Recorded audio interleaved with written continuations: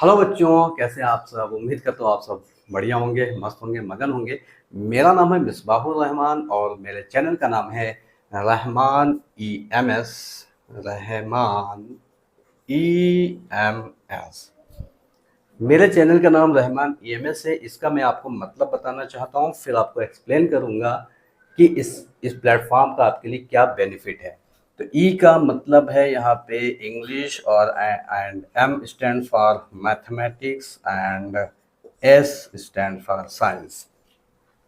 यानी कि इस चैनल के माध्यम से और इस प्लेटफॉर्म के माध्यम से मैं आपको इंग्लिश, मैथमेटिक्स और साइंस की क्लास 9 एंड 10 के total and whole explanations and solutions provide करने वाला हूँ। तो ये मैं एक ऐसा प्लेटफॉर्म आपके लिए लाया हूँ जहाँ पे आपको एक ही प्लेटफॉर्म से सारी चीज़ें अवेलेबल हो जाएंगी। आपको मैथमेटिक्स के लिए अलग नहीं जाना पड़ेगा, साइंस के लिए अलग नहीं जाना पड़ेगा, इंग्लिश के लिए अलग नहीं जाना पड़ेगा। यानी कि आपको you don't need to go anywhere else. आपको एक ही जगह से, एक ही प्लेटफॉर्म से, एक ही चैनल के माध्यम से सारी चीज़ें अवेलेबल हो जाएंगी। और मैं ऐसी चीज़ें आपको अवेलेबल कराऊंगा जो बहुत ही ऑथेंटिक होंगी, और ऐसी चीज़ें होंगी जो पेपर में मोस्टली पूछी जाती होंगी, जो बहुत इंपॉर्टेंट होंगी। यानी कि ऐसी ऐसी चीज़ें मैं आपको अवेलेबल कराऊंगा जिनसे पेपर बनता है। यानी कि ये मेरे वीडियोस देखने के बाद में आप खुद फील करेंगे कि वाकई में मैं ऐसी ऑथेंटिक चीज़ें ला रहा हूँ जो ऑलवेज पेपर में पूछी जाती है, जो बहुत इंपॉर्टेंट चीज़ें रहती हैं। तो आज का जो चैप्टर है, मैं क्लास 10 का ये पॉलिनोमियल चैप्टर लेकर के आया हूँ, चैप्टर नंबर 2। तो पॉलिनोमियल स्टार्ट करेंगे और इसको मैं बहुत बेसिक से स्टार्ट करूँगा ताकि आपको एक एक बात, एक एक चीज़ समझ में आए। तो पॉलिनोमियल शुरू करने से पहले हम ये देखेंगे कि अलजेब्रिक एक्सप्रेशन क्या होते हैं, क्योंकि जब तक हम अलजेब्रिक एक्सप्रेशन नहीं समझेंगे तब तक हम पॉलिनोमियल नहीं समझेंगे। तो let's start without any delay. What are algebraic expressions? तो अलजेब्रिक एक्सप्रेशन की यहाँ पे हमने डेफिनेशन इसलिए पहले से लिख रखी है ताकि आपका टाइम वेस्ट ना हो। तो अलजेब्रिक एक्सप्रेशन की डेफिनेशन होती है combination of variables, constants and operations. इनका जो कॉम्बिनेशन होता है उसी को हम अलजेब्रिक एक्सप्रेशन कहते हैं। अब यहाँ पे एक वर्ड है वेरिएबल। ये वेरिएबल क्या होते हैं?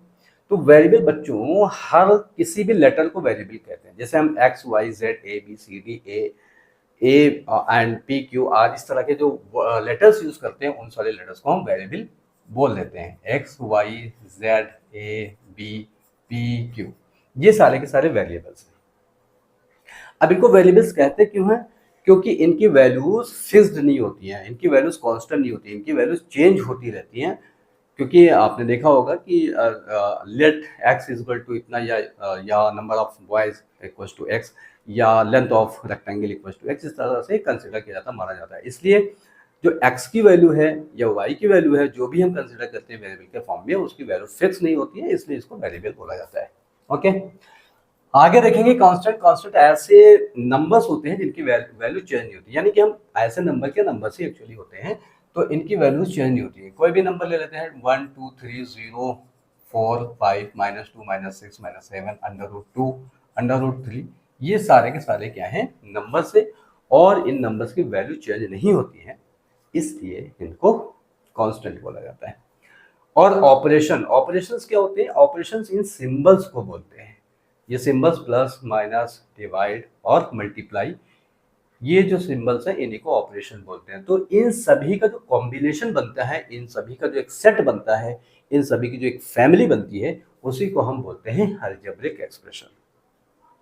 यहाँ पे हमने बहुत सारे एग्जाम्पल लिख रखे हैं, ये सारे के सारे अलजेब्रिक एक्सप्रेशन के एग्जाम्पल हैं। क्यों? क्योंकि ये ऐसे कॉम्बिनेशन हैं जिनके अंदर वेरिएबल हैं, कांस्टेंट हैं, और ये सारे के सारे ऑपरेशंस हैं, दैट मीन सिंबल्स हैं। इसमें अगर आप देखेंगे तो ये एक वेरिएबल है, ये एक वेरिएबल है, ये कांस्टेंट है, और ये एक कांस्टेंट है, और ये प्लस और माइनस, ये क्या है? ये ऑपरेशंस है। इसलिए एक अलजेब्रिक एक्सप्रेशन है। इसके अंदर आप देखेंगे वही बात है, वही कहानी है। ये क्या है? ये वेरिएबल है। ये क्या है? ये वेरिएबल है। ये क्या है? ये कांस्टेंट है। ये क्या है? ये कांस्टेंट है। ये दोनों क्या है? प्लस और माइनस। ये क्या है? ये ऑपरेशंस है। तो ये क्या है? एग्जाम्पल हो गया अलजेब्रिक एक्सप्रेशन का। इसी तरह से इसके अंदर आप देख लीजिए, इसके अंदर आप देख लीजिए, इसके अंदर आप देख लीजिए, इसके अंदर आप देख लीजिए। ये क्या है? वेरिएबल है। ये क्या है? वेरिएबल है। ये क्या है? कांस्टेंट है। ये क्या है? सिंबल है, दैट मीन्स ऑपरेशन। सिमिलरली इसमें आप देखेंगे ये कांस्टेंट है, ये कांस्टेंट है, ये वेरिएबल है, और ये ऑपरेशन है, सिंबल है। इसी तरह से इसमें आप देख लीजिए कांस्टेंट है, ये वेरिएबल है, ये ऑपरेशन है, ये कांस्टेंट है। इसमें आप देख लीजिए ये वेरिएबल है, ये वेरिएबल है, ये कांस्टेंट है, ये सिंबल है। इसके अंदर देख लीजिए आप, ये कांस्टेंट है, ये वेरिएबल है, ये कांस्टेंट है, ये वेरिएबल है, ये कांस्टेंट है, ये क्या है, ये सिंबल्स है। तो ये सारे के सारे जितने भी एग्जाम्पल लिखे हुए हैं, ये सारे के सारे अलजेब्रिक एक्सप्रेशन है। और अलजेब्रिक एक्सप्रेशन इसलिए है क्योंकि ये इस डेफिनेशन को फॉलो करते हैं। तो ऐसा कोई भी सेट या ऐसा कोई भी कॉम्बिनेशन जिसके अंदर वेरिएबल्स होंगे, जिसमें कांस्टेंट होंगे और जिसके अंदर सिंबल्स होंगे, ऑपरेशंस होंगे, उस सेट को, उस कॉम्बिनेशन को हम अलजेब्रिक एक्सप्रेशन बोलते हैं। अब अलजेब्रिक एक्सप्रेशन सारे के सारे पॉलिनोमियल नहीं होते हैं, कुछ ही सेलेक्टेड अलजेब्रिक एक्सप्रेशंस को ही पॉलिनोमियल बोलते हैं। इसीलिए हमें ये समझना जरूरी था पॉलिनोमियल से पहले कि अलजेब्रिक एक्सप्रेशंस एक्चुअली क्या होते हैं। अब हम देखेंगे कि पॉलिनोमियल क्या होते हैं। तो let's start what are polynomials. Okay, तो बच्चों पॉलिनोमियल क्या है? पॉलिनोमियल बच्चों ऐसे अलजेब्रिक एक्सप्रेशंस को कहते हैं जिनके अंदर आई हुई वेरिएबल की एक्सपोनेंट यानी कि पावर होल नंबर होती है या नॉन निगेटिव इंटीजर होती है। ये बच्चों डेफिनेशन है, an algebraic expression in which the exponent or power of variable is a whole number or non-zero integer, sorry non-negative integer होगा ये, non-negative integer। तो algebraic expression ऐसा हो जिसके अंदर किसी भी वेरिएबल की पावर होल नंबर हो या नॉन निगेटिव इंटीजर हो, उसको हम पॉलिनोमियल बोलते हैं। कुछ एग्जाम्पल लेते हैं। सपोज कि हमारे पास एग्जाम्पल है x² + 4। अब ये पॉलिनोमियल है इसलिए क्योंकि यहाँ पे जो वेरिएबल है इसकी जो पावर है ये एक होल नंबर है, या हम ये कहें कि ये नॉन निगेटिव इंटीजर है, यानी ये एक ऐसा इंटीजर है जिसकी वैल्यू निगेटिव नहीं है, इसलिए एक पॉलिनोमियल है। इसी तरह से एग्जाम्पल लेते हैं t⁻3 - 3। ये एक पॉलिनोमियल है। ये पॉलिनोमियल इसलिए है क्योंकि इसके अंदर जो वेरिएबल है इसकी पावर या इसकी एक्सपोनेंट एक होल नंबर है, या यूं कहें कि ये नॉन नेगेटिव इंटीजर है, इसलिए एक पॉलिनोमियल है। ऐसे बहुत सारे एग्जांपल हम लिख सकते हैं, जैसे y³ + 2y - या +7। तो ये एक पॉलिनोमियल है, इसलिए पॉलिनोमियल है क्योंकि जो वेरिएबल है इसके अंदर, इस वेरिएबल की जो पावर है, जो एक्सपोनेंट है, वो एक होल नंबर है। यहाँ पर भी ये होल नंबर है, यहाँ पे पावर 1 होगी, तो ये भी एक होल नंबर है, इसलिए ये एक पॉलिनोमियल है। इसी तरह से हम लिख सकते हैं, सपोज दैट हमने लिखा z⁻2 - 7z + 9, तो ये एक पॉलिनोमियल है। इसी तरह से बहुत सारे आप एग्जाम्पल लिख सकते हैं, जैसे x⁻100 - 9 लिखा, तो ये भी एक पॉलिनोमियल है क्योंकि यहाँ पे जो वेरिएबल है उसकी पावर या एक्सपोनेंट क्या है, एक होल नंबर है या एक नॉन निगेटिव इंटीजर है, इसलिए ये एक पॉलिनोमियल है। इसी तरह से आप और भी एग्जाम्पल ले सकते हैं, जो एग्जाम्पल आप लेना चाहें, जैसे u⁻2 - 2u + 7, ये एक पॉलिनोमियल है। इसलिए ये पॉलिनोमियल है क्योंकि यहाँ पे जो वेरिएबल है इसकी पावर ये एक होल नंबर है, इसकी पावर एक होल नंबर है। तो इसका मतलब ये हुआ कि अगर कोई अलजेब्रिक एक्सप्रेशन हम ऐसा लेते हैं जिसकी पावर 0 हो तो वो भी पॉलिनोमियल होगा। क्यों? क्योंकि कोई भी अलजेब्रिक एक्सप्रेशन जिसकी वेरिएबल की पावर नॉन निगेटिव इंटीजर हो या होल नंबर हो, उसको हम बोलते हैं पॉलिनोमियल। दैट मीन्स कि अगर हम 5 लिखते हैं तो ये पॉलिनोमियल होगा। हाँ बिल्कुल होगा। क्यों होगा भाई? क्योंकि इसको हम लिख सकते हैं 5 × x⁻0। ठीक, अब x⁻0 क्यों लिख सकते हैं? Because x⁻0 = 1। तो ये हो गया 5 × 1, that means 5। That means 5 can be written as 5 × x⁻0। एंड यहाँ पे जो वेरिएबल की पावर है वो एक होल नंबर है। भाई होल नंबर क्या होते हैं सर, ये तो बता दीजिए। होल नंबर वो सारे के सारे नंबर होते हैं जो 0 से स्टार्ट होते हैं, 1 2 0 1 2 3 4 5 एंड सो ऑन, ये सारे के सारे होल नंबर है। तो अगर वेरिएबल की पावर होल नंबर है, यानी कि अगर वो 0 भी है, तो उसको हम पॉलिनोमियल बोलेंगे। दैट मीन्स ये 5 जो है वो एक पॉलिनोमियल है। बात कुछ पल्ले पड़ी? ये 5 भी एक पॉलिनोमियल है, यानी कि जितने भी कांस्टेंट हैं वो सारे के सारे पॉलिनोमियल हैं। √2 क्या अंडर रूट 2 पॉलिनोमियल है? बिल्कुल है, बिकॉज इसको हम लिख सकते हैं under root 2 into Y power 0. That means it will become under root 2 into y power 0 equals to 1. That means equal to under root 2. That means under root 2 can be written as under root 2 into y power 0. And here आप देखते हैं कि ये जो variable है इसकी power एक whole number है या ये नॉन निगेटिव इंटीजर है, ये निगेटिव नहीं है, इसलिए ये अंडर रूट 2 खुद एक पॉलिनोमियल है, यानी कि जितने भी कांस्टेंट हैं वो सारे के सारे पॉलिनोमियल होते हैं. इसका मतलब सर निगेटिव नंबर्स क्या ये भी पॉलिनोमियल होगा? यस, ये भी पॉलिनोमियल होगा, because under root 3 can be written as under root 3 into X power 0. That means under root 3 and X power 0 equals to 1. That means under root 3. इसलिए under root 3 एक polynomial है. तो polynomial ऐसे algebraic expressions को बोलेंगे जिनके अंदर आई हुई वेरिएबल की पावर एक होल नंबर होती है. ये हो गए पॉलिनोमियल.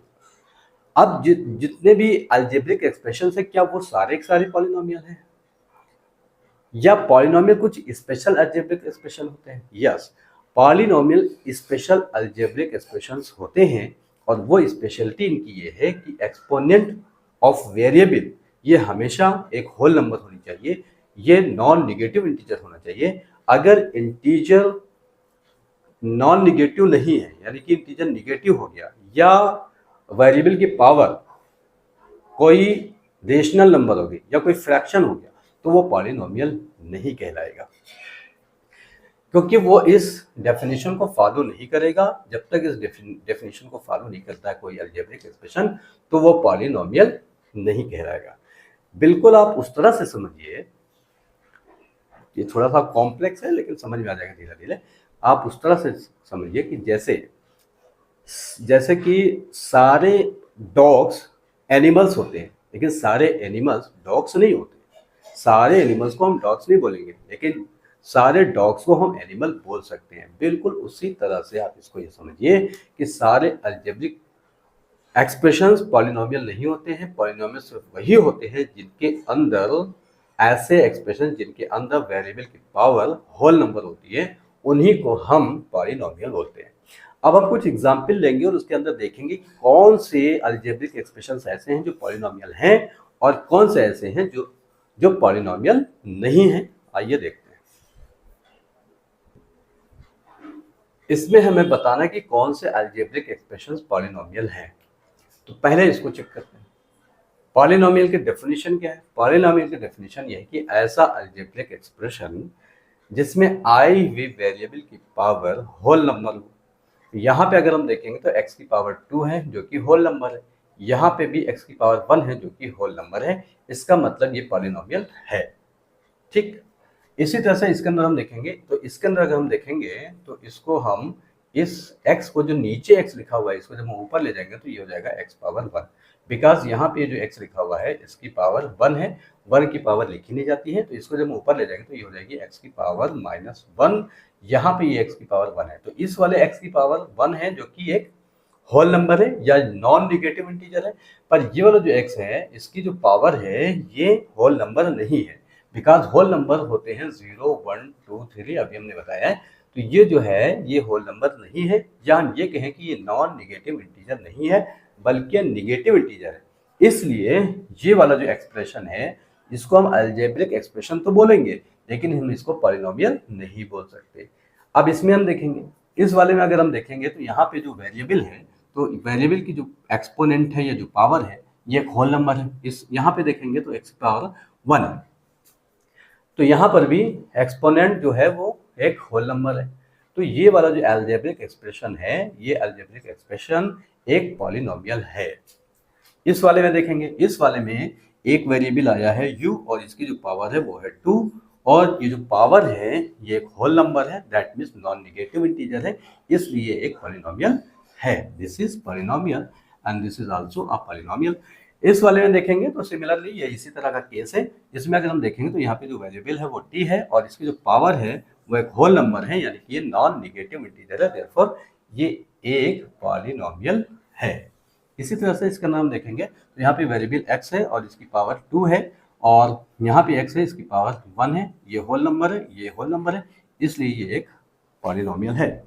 इसमें अगर हम देखेंगे तो यहाँ पे वेरिएबल की पावर 2 है और यहाँ पे वेरिएबल की पावर 1 है। ये दोनों होल नंबर है, इसलिए ये एक पॉलिनोमियल हुआ। ये भी एक पॉलिनोमियल होगा बिकॉज यहाँ पे होल नंबर है, जो एक्सपोनेंट है वो होल नंबर है, यहाँ पे भी एक्सपोनेंट होल नंबर है।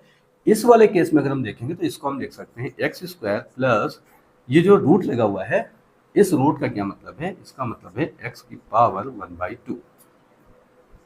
स्क्वायर रूट का मतलब होता है पावर ऑफ 1/2। अब इस पावर को अगर हम ऊपर ले जाए या ऊपर नहीं भी ले जाए तो यहाँ पे जो वेरिएबल है एक्स, इसकी जो पावर है वो 1/2 है, और 1/2 ना तो होल नंबर है और ना ही ये कोई इंटीजर है, इसलिए ये पॉलिनोमियल नहीं है। अब बात करते हैं क्या कोई कांस्टेंट पॉलिनोमियल हो सकता है। कोई नंबर अगर कांस्टेंट है, अभी हमने जैसा कि एग्जाम्पल देखा था, जैसे हम 6 देखते हैं तो हम क्या इसको पॉलिनोमियल बोल सकते हैं? बिल्कुल बोल सकते हैं, बिकॉज हम 6 को 6 इंटू एक्स पावर 0 लिख सकते हैं, और एक्स पावर 0 की वैल्यू 1 होगी, तो ये हो जाएगा 6 इंटू 1 और ये 6 फिर से आ जाएगा, यानी कि 6 can be written as 6 into X power 0। और यहाँ पे जो x है इसकी जो पावर है वो 0 है, और जो 0 है वो एक होल नंबर है, इसलिए ये पॉलिनोमियल है। तो इस तरह से हम बता सकते हैं कि कौन से अलजेब्रिक एक्सप्रेशंस पॉलिनोमियल होंगे और कौन से अलजेब्रिक एक्सप्रेशन पॉलिनोमियल नहीं होंगे। मेरा ख्याल है इतनी बात तो आपको समझ में आ गई होगी कि अलजेब्रिक एक्सप्रेशंस क्या होते हैं, पॉलिनोमियल क्या होते हैं, पॉलिनोमियल को हम फाइंड आउट कैसे करेंगे, तो और पॉलिनोमियल की डेफिनेशन क्या होती है। तो डेफिनेशन अगर आपको याद है या डेफिनेशन नहीं भी याद है, बस आपको सिंपली ये करना है कि जो भी वेरिएबल है उनकी पावर देख लेनी है, वो पावर अगर होल नंबर है तो पॉलिनोमियल है, अगर पॉलिनोमियल की जो वेरिएबल की पावर है वो होल नंबर नहीं है तो वो पॉलिनोमियल नहीं कहलाएगा, वो अलजेब्रिक एक्सप्रेशन होगा बट पॉलिनोमियल नहीं होगा। तो इतनी बात कंफर्म हो गई। आइए आगे देखते हैं। अब हम देखेंगे कि पॉलिनोमियल कितने तरह के होते हैं, what are the types of polynomial. Okay, types of polynomial देखने से पहले हम एक चीज और देख लेते हैं, डिग्री ऑफ पॉलिनोमियल क्या होती है। पॉलिनोमियल की डिग्री कहते हैं कि पॉलिनोमियल के अंदर वेरिएबल की हाईएस्ट पावर कितनी है। तो किसी भी पॉलिनोमियल के अंदर वेरिएबल की जो हाईएस्ट पावर होती है या जो हाईएस्ट एक्सपोनेंट होती है उसी को हम डिग्री बोलते हैं। जैसे फॉर एग्जांपल अगर हमारे पास ये लिखा हुआ है x power 5 plus 4x square plus 5, तो इसकी डिग्री क्या होगी? इसकी डिग्री होगी वेरिएबल की हाईएस्ट पावर जो भी है, तो इसकी हाईएस्ट पावर है 5, इसलिए इसकी डिग्री कितनी हो गई? इसकी डिग्री हो गई 5। इसी तरह से हम एग्जांपल लेते हैं y power 3 minus 9 y minus 7, तो यहाँ पे हाईएस्ट पावर जो है वो है 3, इसलिए इसकी डिग्री कितनी हो गई? 3 हो गई। ओके, ये हो गई डिग्री 3। इसी तरह से मान लेते हैं हम लिखा हुआ है t power 6 minus 7 t power 5 plus 2t square minus 9। यहाँ पे वेरिएबल की हाईएस्ट पावर कितनी है? हाईएस्ट पावर है 6, इसलिए इसकी डिग्री हो जाएगी 6।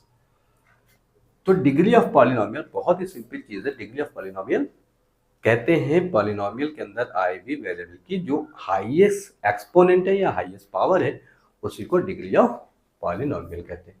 तो ये बात आप समझ गए होंगे, इसमें कोई खास और बहुत इंपॉर्टेंट या बहुत ऐसी पेचीदा कोई चीज नहीं है जो आपको परेशान करती हो।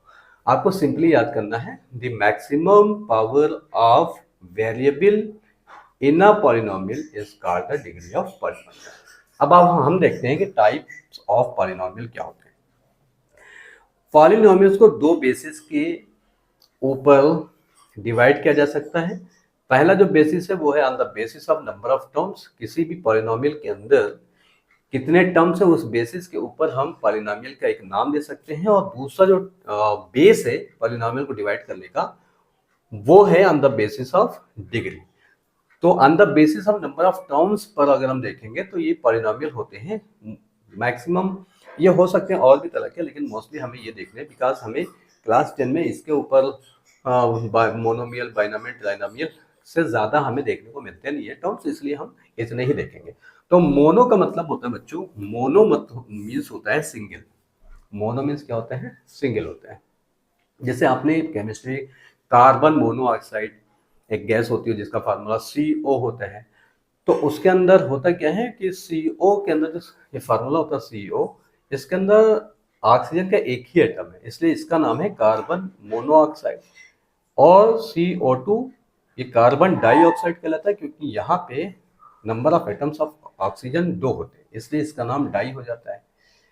और यहाँ पे number of atoms of oxygen 1 है, इसलिए इसका नाम कार्बन मोनोऑक्साइड है। तो मोनो का मतलब होता है बच्चों 1 और सिंगल।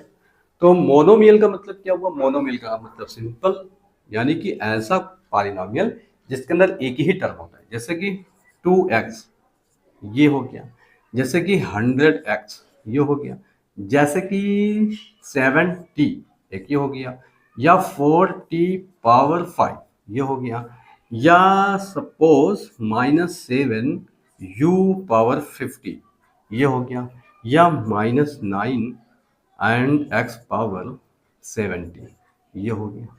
इसमें सब में एक ही एक टर्म है, एक ही एक टर्म है, पावर कितने की भी हो लेकिन टर्म एक ही है, इसलिए हम इसको मोनोमियल बोलेंगे। ये जितने भी वो सारे के सारे मोनोमियल है। बाइनोमियल का मतलब क्या है? बाई का मतलब होता है 2, बाई का मतलब होता है 2। जैसे आपने सुना होगा बाइनोकुलर, तो बाइनोकुलर में क्या होते हैं? दो पाइप होते हैं जिनको हम आँख में ऐसे लगा करके देखते हैं, बाइनोकुलर। तो बाइनोकुलर उसको बोलते हैं क्योंकि उसमें, या हम ये कह सकते हैं कि 2 लेंसेज होते हैं, एक इस साइड लेंस होता है और एक उस साइड लेंस होता है पाइप के अंदर, इसलिए उसको हम बाइनोकुलर बोलते हैं। तो बाई का मतलब हो गया 2। तो बाइनोमियल का मतलब क्या हो गया? कि ऐसा पॉलिनोमियल जिसमें नंबर ऑफ टर्म्स 2 होंगे। फॉर एग्जाम्पल x⁻2 + 5, इसमें नंबर ऑफ टर्म्स कितने हैं? 2 हैं। जैसे कि t⁻100 - 9, इसमें नंबर ऑफ टर्म्स कितने हैं? 2 हैं। जैसे कि y⁻3 - 7, जैसे कि 100y⁻2 + 5, जैसे कि 70 t⁻5 - 9y।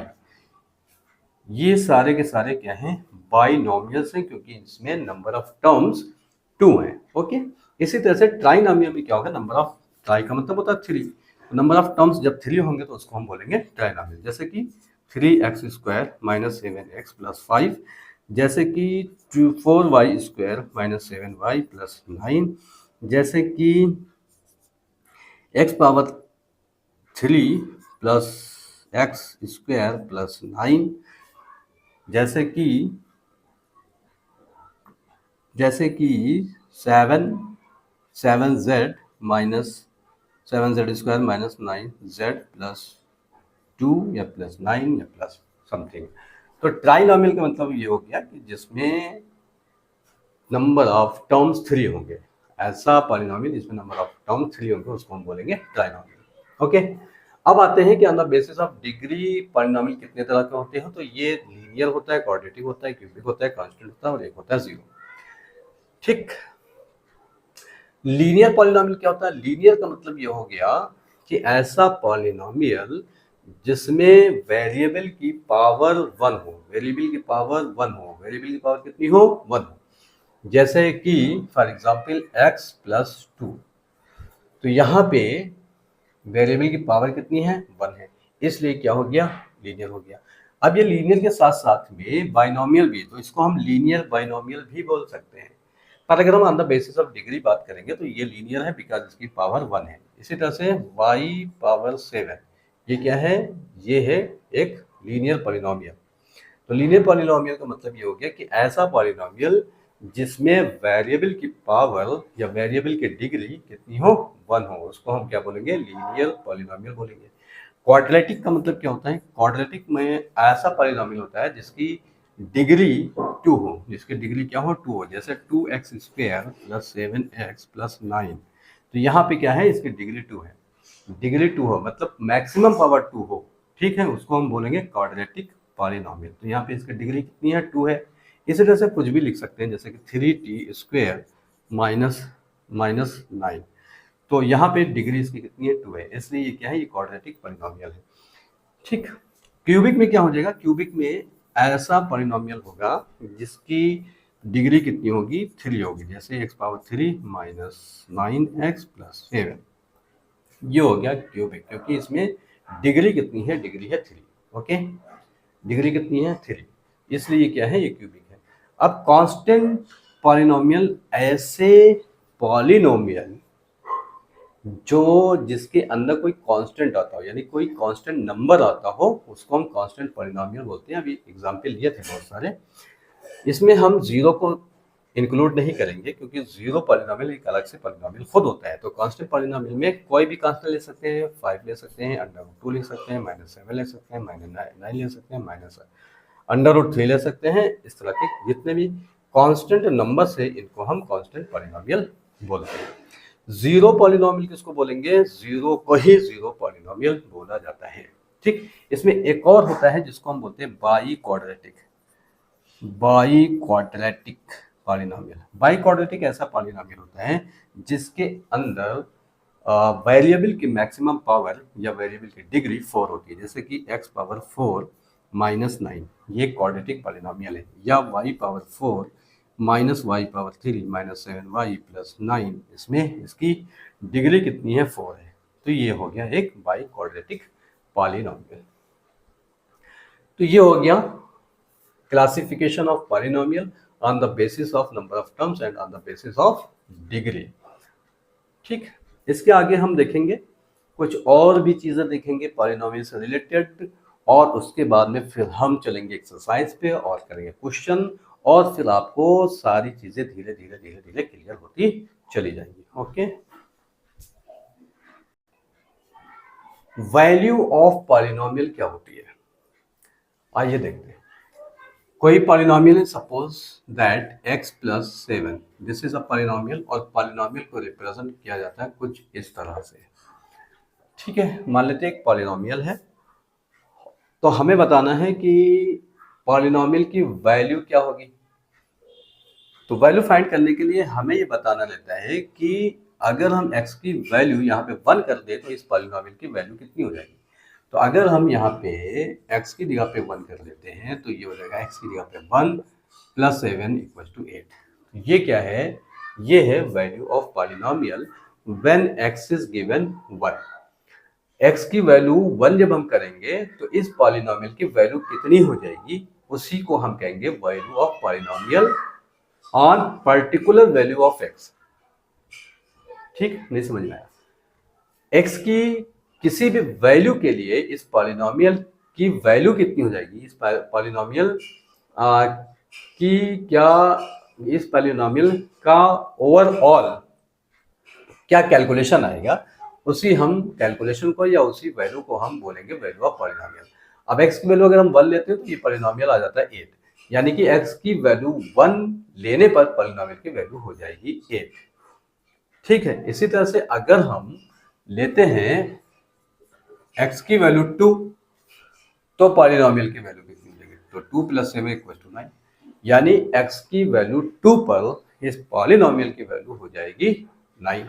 इसी तरह से अगर हम x की वैल्यू सपोज दैट -2 ले लेते हैं, तो ये कितना हो जाएगा? -2 + 7 = 5। तो x की वैल्यू -2 पर पॉलिनोमियल की वैल्यू हो जाएगी 5। और कुछ एग्जाम्पल ले लेते हैं, जैसे कि मान लीजिए कि एक पॉलिनोमियल हमारे पास है x² + 4, और इसको या y² ले लेते हैं, y² + 4, और इसको हमने रिप्रेजेंट किया py से। सर अब py यहाँ क्यों लिखा, या तो px लिखा था। तो यहाँ पे जो वेरिएबल आता है पॉलिनोमियल में, उसको रिप्रेजेंट करने के लिए यहाँ पे वही वेरिएबल लिया जाता है। अब इसका मतलब क्या है सर? इसका मतलब ये है कि भाई ये पॉलिनोमियल है, अब इसका कोई ना कोई नाम होगा। नाम तो वैसे ही इसका क्वाड्रेटिक पॉलिनोमियल है, ये तो आपको पता है, और ये बाइनोमियल है, ये भी आपको पता है। लेकिन फिर भी इसको रिप्रेजेंट अगर हमें करना है, जैसे कि फॉर एग्जांपल अगर आपको कहा जाए कि आपने स्टार देखे तो आप कहेंगे हाँ देखे। आपसे कहा जाए कि स्टार को रिप्रेजेंट करो तो आप बोलेंगे कि स्टार को सर इस तरह से रिप्रेजेंट करते हैं। ठीक उसी तरह से ये एक पॉलिनोमियल है, इसको हम इस तरह से रिप्रेजेंट करेंगे। सिमिलरली अगर आपसे ये कहा जाता है भाई कि आप ने आयरन का नाम सुना है, सर सुना है, आयरन को कैसे रिप्रेजेंट करेंगे, तो सर आयरन को Fe से रिप्रेजेंट करेंगे। इसी तरह से सोडियम सुना है सर, सोडियम को कैसे रिप्रेजेंट करेंगे, तो सोडियम को Na से रिप्रेजेंट करेंगे। इसी तरह से और भी किसी चीज़ का एग्जाम्पल हम ले सकते हैं। तो यानी कहने का मतलब ये है कि पॉलिनॉमियल को रिप्रेजेंट करने के लिए हम किसी न किसी एक सिंबल का यूज करेंगे। This is kind of symbol, और इसी सिंबल को से हम इस पॉलिनॉमियल को रिप्रेजेंट करेंगे। तो इसीलिए पॉलिनॉमियल को एक सिंबल दे दिया जाता है और उसी सिंबल से हम पॉलिनॉमियल को लिखते हैं। तो ये एक पॉलिनॉमियल हो गया। अब पॉलिनॉमियल ये है, इसकी वैल्यू अगर हमें निकालनी है when y equals to 1, when y equals to 1, तो इस पॉलिनॉमियल की वैल्यू कितनी हो जाएगी? तो हो जाएगी 1 स्क्वायर प्लस 4, 1 का स्क्वायर 1 और प्लस 4 इक्वल्स टू 5। अगर हमें वैल्यू फाइंड करनी है इस पॉलिनॉमियल की when y equals to 2, then it will become 2 square plus 4 and it will become 2 to the 4 and 4 8। इसी तरह से अगर -2 हम ले लेते हैं value of v, then what will be the value of polynomial? Then it will become -2 square plus 4 and it will become -2 square, that means 4, -2 square equals to क्या हो जाएगा? -2 into -2 equals to 4, minus minus multiply होकर के बच्चों plus हो जाता है, तो हो जाएगा 4 + 4 इक्वल्स टू 8। तो ये हो गए वैल्यू ऑफ पॉलिनोमियल, किसी भी पॉलिनोमियल की वैल्यू जब y की वैल्यू या x की वैल्यू या z की वैल्यू, जो भी वेरिएबल पॉलिनोमियल में आ रहा है उसकी वैल्यू अलग अलग गिवन है, तो पॉलिनोमियल की वैल्यू अलग अलग हो जाती है। ठीक, अब आते हैं जीरो। जीरो ऑफ पॉलिनोमियल क्या होता है? इस जीरो का बच्चों एक खास मतलब है। ये जीरो ये वाला जीरो नहीं है, तो फिर क्या है? इस जीरो का मतलब है कि किसी भी पॉलिनोमियल के अंदर वेरिएबल की ऐसी वैल्यू जिससे कि पॉलिनोमियल की पूरी वैल्यू जीरो हो जाए। कुछ समझ में नहीं आया सर? समझाते हैं। जैसे मान लीजिए कि हमारे पास px = x + 2 है, तो अब x की ऐसी वैल्यू जिसके लिए ये पूरी वैल्यू जीरो हो जाए, ये पूरी वैल्यू जीरो हो जाए, x की ऐसी वैल्यू जिससे ये पूरा पॉलिनोमियल जीरो हो जाए। जीरो मतलब ये वाला जीरो हो जाए, ये जीरो अलग है और ये जीरो अलग है। तो x की ऐसी वैल्यू जिसके लिए पूरा पॉलिनोमियल ये वाला जीरो हो जाए, तो x की वो वैल्यू इस पॉलिनोमियल का जीरो कहलाएगा। ठीक, कुछ समझ में नहीं आ रहा है? जीरो का मतलब यहाँ पे एक और मीनिंग लगता है जिसको हम सॉल्यूशन कह सकते हैं। यानी कि x की ऐसी कौन सी वैल्यू होगी जिसको यहाँ पे हम पुटअप करें और ये जीरो हो जाए, उसी को हम इसका जीरो ऑफ पॉलिनोमियल बोलेंगे, या उसी को हम सॉल्यूशन ऑफ दिस पॉलिनोमियल बोलेंगे। तो आप सोच के देखो, यहाँ पे x की वैल्यू कितनी हो? अगर मान लो x की वैल्यू हमने 1 पुटअप करी तो ये 3 हो जाएगा, ये जीरो नहीं हुआ। अगर हम x की वैल्यू 2 पुटअप करते हैं तो ये 4 हो जाएगा, ये जीरो नहीं हुआ। अगर हम x की वैल्यू -1 पुटअप करते हैं तो ये कितना हो जाएगा? 1 हो जाएगा। लेकिन अगर हम x की वैल्यू -2 पुटअप कर देंगे तो ये हो जाएगा 0। यानी कि x की ये वाली वैल्यू -2, ये क्या है? ये इस पॉलिनोमियल का जीरो है। क्यों है? क्योंकि इसी वैल्यू पर, इसी -2 वैल्यू पर ही ये पॉलिनोमियल जीरो हो गया है। तो x की या वेरिएबल की उस वैल्यू को, जिस वैल्यू पर पॉलिनोमियल पूरा का पूरा जीरो हो जाता है, उस पर्टिकुलर वैल्यू को ही जीरो ऑफ द पॉलिनोमियल बोला जाता है। कुछ समझ में आया? थोड़ा थोड़ा सा समझ में आ रहा है। एक और एग्जांपल लेते हैं। सपोज दैट py = y² + 4 या y² - 4 ले। अब यहाँ पे आप सोच के देखो, ऐसी कौन सी वैल्यू हम यहाँ पे ले लें y की जिससे कि ये पूरा का पूरा जीरो हो जाए। या थोड़ा और इसको सिंपल अभी रखते हैं, अभी आप y - 4 ले लीजिए। y की हम ऐसी कौन सी वैल्यू ले लें जिससे कि ये पूरी वैल्यू जीरो हो जाए। तो अगर y की वैल्यू 4 होगी, 4 में से 4 सब्ट्रैक्ट होगा, ये जीरो आ जाएगा। अगर हम y की वैल्यू मान लो 1 लेते हैं तो ये आएगा -3। अगर हम y की वैल्यू 2 लेते हैं तो ये आएगा -2। तो इन दोनों केसेस में 0 नहीं आया। y की वैल्यू अगर हम 4 लेते हैं तो ये 0 हो जाएगा। इसका मतलब y की एक पर्टिकुलर वैल्यू है जो कि 4 है, जिसको लेने पर इस पूरे पॉलिनोमियल की वैल्यू 0 हो गई। तो इस y की जो वैल्यू है, इसी वैल्यू को हम जीरो ऑफ द पॉलिनोमियल बोलेंगे।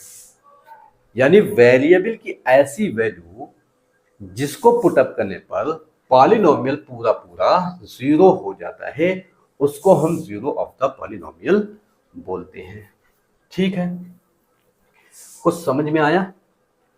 थोड़ा बहुत समझ में आया। धीरे धीरे सब कुछ समझ में आएगा। एक और एग्जांपल ले लेते हैं। जैसे मान लीजिए PZ ले लिया या PT ले लिया, और हमने ले लिया यहाँ पे t² -9। अब t की ऐसी कौन सी वैल्यू हो जिसके लिए ये पूरा 0 हो जाए? तो जाहिर है कि यहाँ पे ये पूरी वैल्यू 9 होनी चाहिए, और ये वैल्यू 9 होने के लिए जरूरी ये है कि यहाँ पे t की जगह पे 3 हो, क्योंकि 3 का स्क्वायर हम जब करेंगे तो 3 में से 3 का स्क्वायर करेंगे तो 9 आएगा, और 9 में से 9 जाएगा तो ये 0 हो जाएगा। पर ये सिर्फ 3 ही पॉसिबल नहीं है, -3 भी पॉसिबल है, क्योंकि -3 का स्क्वायर भी 9 आएगा।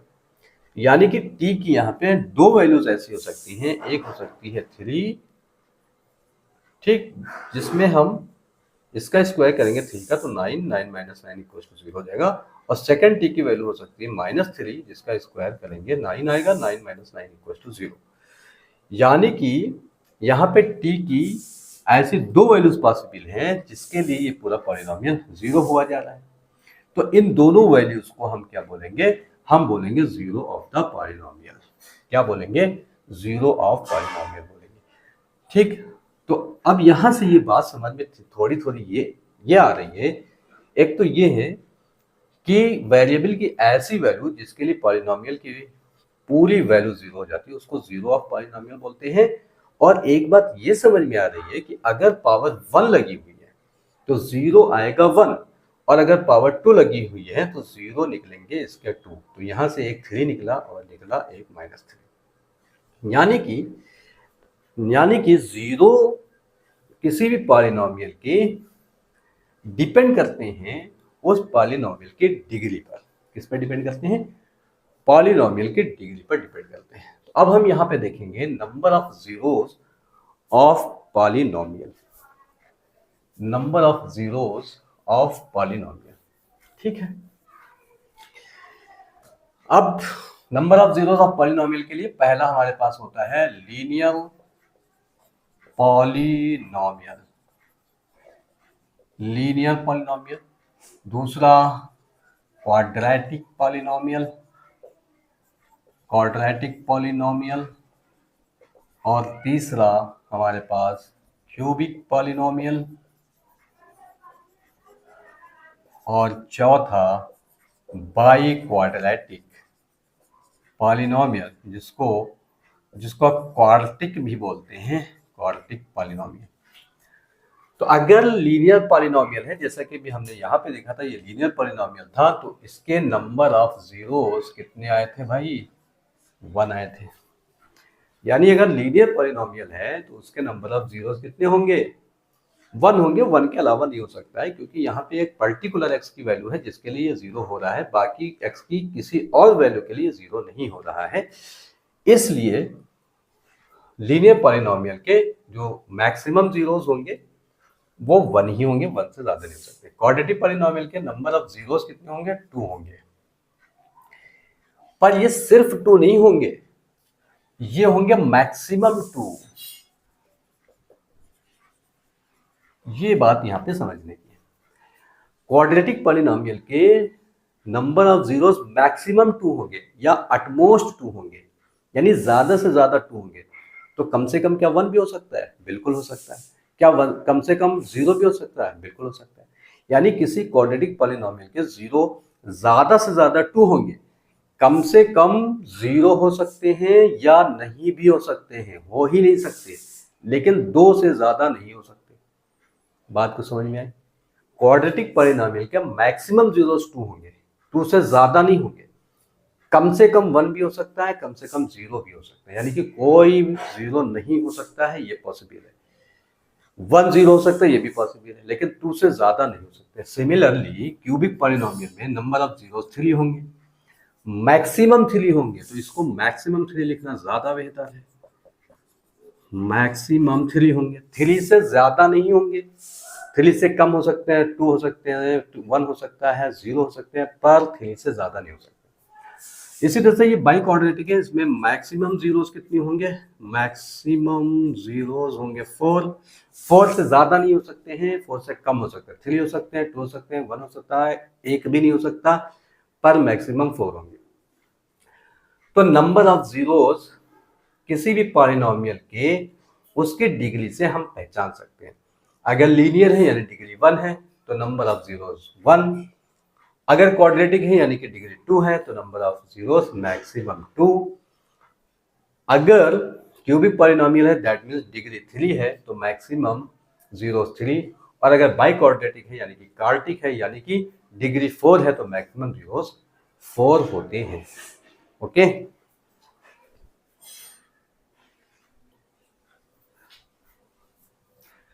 ज्योमेट्रिकल मीनिंग ऑफ पॉलिनोमियल क्या होता है? ज्योमेट्रिकल मीनिंग ऑफ पॉलिनोमियल को हम सिंपली ये कह सकते हैं कि जब हम पॉलिनोमियल का ग्राफ ड्रॉ करते हैं तो जो ग्राफिकल रिप्रेजेंटेशन होता है किसी भी पॉलिनोमियल का, that is called graphical representation of polynomial, and this is what geometrical meaning of polynomial is. मतलब ज्योमेट्रिकल मीनिंग ऑफ पॉलिनोमियल का मतलब ये है कि हम पॉलिनोमियल को ग्राफ के फॉर्म में रिप्रेजेंट करें। तो इसका मतलब है ग्राफिकल रिप्रेजेंटेशन ऑफ पॉलिनोमियल। कोई पॉलिनोमियल हम गिवन है हमें, उसका हम ग्राफ अगर ड्रा कर देते हैं तो उस वही है ज्योमेट्रिकल मीनिंग इसकी। अब अगर ग्राफ हम ड्रा करते हैं लीनियर पॉलिनोमियल का, तो लीनियर पॉलिनोमियल का जब भी ग्राफ ड्रा होगा तो ये ग्राफ हमेशा एक स्ट्रेट लाइन होगा, जैसे कि ये, ठीक, जैसे कि ऐसा हो सकता है, ये है, ठीक, ये x और x डैश है, ये y और y डैश है, और ये इसका ग्राफ है। इसी तरह से ये y डैश है, ये x डैश है, x ये एक्सिस है, ये आपको पता है, और ये इसका ग्राफ है।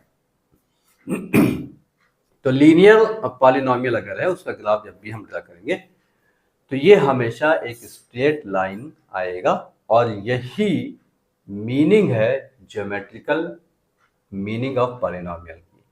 मतलब जब हम ये कहते हैं कि what is the meaning of geometrical meaning of polynomial, तो हम ये कहते हैं कि ज्योमेट्रिकल मीनिंग ऑफ पॉलिनोमियल ये है कि हम पॉलिनोमियल को ग्राफ के फॉर्म में रिप्रेजेंट करें। ठीक, तो ग्राफ अगर हम क्वाड्रेटिक पॉलिनोमियल का ड्रा करते हैं तो ये ऑलवेज एक पैराबोला आता है। क्या आता है? पैराबोला। अब ये पैराबोला क्या है? पैराबोला बच्चों एक शेप को कहते हैं, और वो जो शेप होता है वो कुछ इस तरह का होता है, ये इस तरह का यू के शेप का या वी के शेप का जो शेप होता है, या जो वी के फॉर्म का जो शेप होता है या यू के फॉर्म का जो शेप होता है, इसी शेप को हम पैराबोला बोलते हैं। तो जब भी हम ग्राफ ड्रा करेंगे क्वाड्रेटिक पॉलिनोमियल का तो ये कैसा आएगा? ये हमेशा एक पैराबोला आएगा, यानी कि इसका जो ग्राफिकल रिप्रेजेंटेशन होगा क्वाड्रेटिक पॉलिनोमियल का वो ऐसा हो सकता है, या वो ऐसा हो सकता है, या वो ऐसा हो सकता है, या फिर ये ऐसा हो सकता है। तो इस तरह के ग्राफ हमेशा क्वाड्रेटिक पॉलिनोमियल के ड्रा होकर के आते हैं। तो ग्राफिकल रिप्रेजेंटेशन जब भी हम करेंगे किसी भी पॉलिनोमियल का, तो ग्राफिकल रिप्रेजेंटेशन ही क्या है? ज्योमेट्रिक मीनिंग है पॉलिनोमियल की। अगर हम क्यूबिक पॉलिनोमियल का ग्राफ ड्रा करेंगे तो होगा क्या, वो कुछ इस तरह का आएगा कि ये कुछ ऐसा होगा। ठीक, तो हमें ये क्यूबिक पॉलिनोमियल पढ़ना नहीं है। हमारे सिलेबस में ये लीनियर पॉलिनोमियल है और क्वाड्रेटिक पॉलिनोमियल है, बल्कि ये भी नहीं है, सिर्फ क्वाड्रेटिक पॉलिनोमियल ही है। तो हम ये देखते हैं कि क्वाड्रेटिक पॉलिनोमियल का जो ग्राफ आता है उसमें क्या क्या कंडीशंस हो सकती हैं और उसकी क्या क्या मीनिंग होती है। ठीक है, तो सबसे पहले अब हम ये करेंगे, ये हम देखेंगे कि क्वाड्रेटिक पॉलिनोमियल का ग्राफ कैसा आता है और उसकी कैसी मीनिंग होती है। तो हम देख लेते हैं कि क्वाड्रेटिक पॉलिनोमियल का ग्राफिकल रिप्रेजेंटेशन। क्वाड्रेटिक पॉलिनोमियल, अभी आपने देखा है कि ऐसा कोई भी पॉलिनोमियल जिसकी डिग्री 2 होती है उसको हम क्वाड्रेटिक पॉलिनोमियल बोलते हैं। क्वाड्रेटिक पॉलिनोमियल का एक जनरल फॉर्म होता है, यानी कि जितने भी क्वाड्रेटिक पॉलिनोमियल होते हैं वो सारे के सारे क्वाड्रेटिक पॉलिनोमियल इस फॉर्म में लिखे होते हैं, ax² plus bx plus t c equal to 0। या पॉलिनोमियल है तो इतना ही लिख सकते हैं। तो क्वाड्रेटिक पॉलिनोमियल का जो जनरल फॉर्म है वो है ax² plus bx plus c। abc क्या है?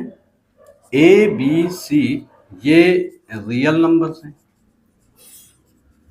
ठीक है, रियल नंबर्स क्या होते हैं? रियल नंबर्स क्या होते हैं इसका वीडियो हमने बनाया हुआ है, वो फर्स्ट चैप्टर की बात है, उसमें हमने डिस्कस किया हुआ है। तो अगर आपको रियल नंबर्स नहीं आते तो हमारा वीडियो रियल नंबर्स का देख लीजिए, उसमें आपको सारी चीज़ें क्लियर हो जाएंगी।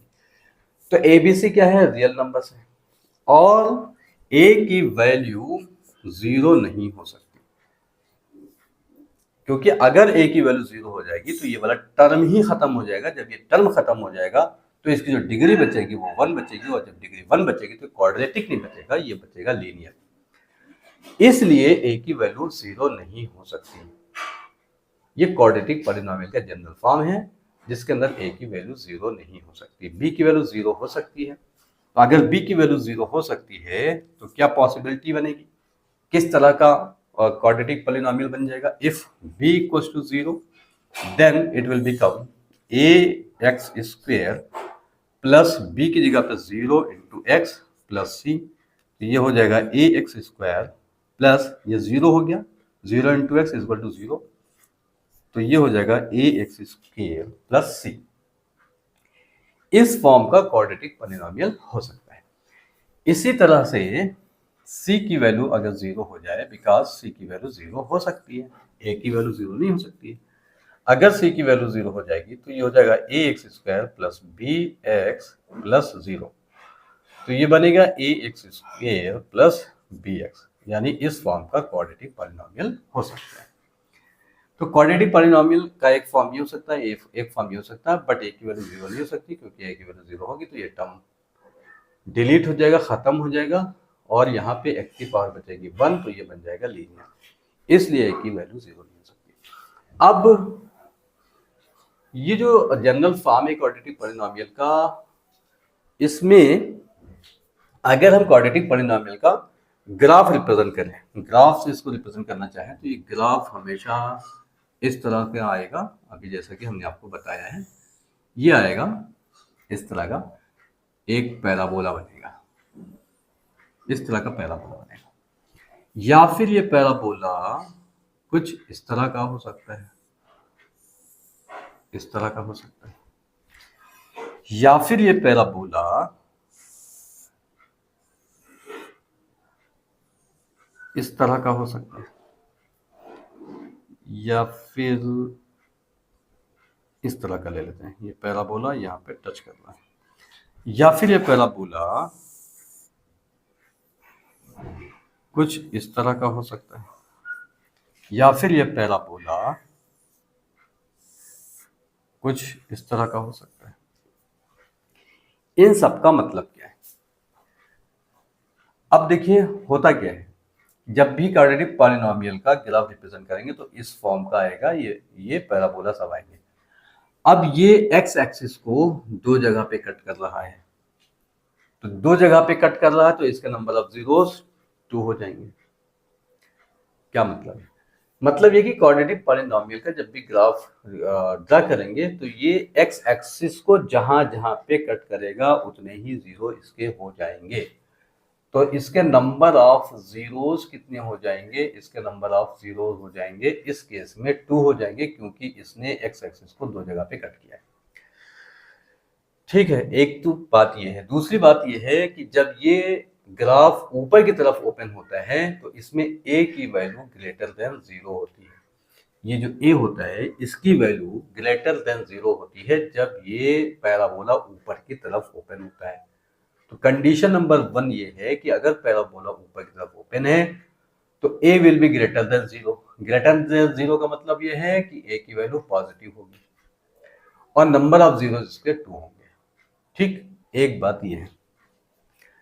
इस केस में अगर हम देखेंगे तो यहाँ पे इस पैराबोला ने एक्स एक्सिस को दो जगह पे कट किया है, इसलिए इस केस में नंबर ऑफ जीरोस 2 हो जाएंगे और ए की वैल्यू क्या हो जाएगी? ए की वैल्यू लेस देन 0 हो जाएगी, क्योंकि ये नीचे की तरफ ओपन हो रहा है। जब ग्राफ नीचे की तरफ ओपन होगा तो ए की वैल्यू लेस देन 0 हो जाएगी, that means A will be negative. Okay, अब इसमें आ जाते हैं इस वाले केस में। तो ये ऊपर की तरफ ओपन हो रहा है इसलिए ए की वैल्यू ग्रेटर देन 0 होगी, that means A will be positive.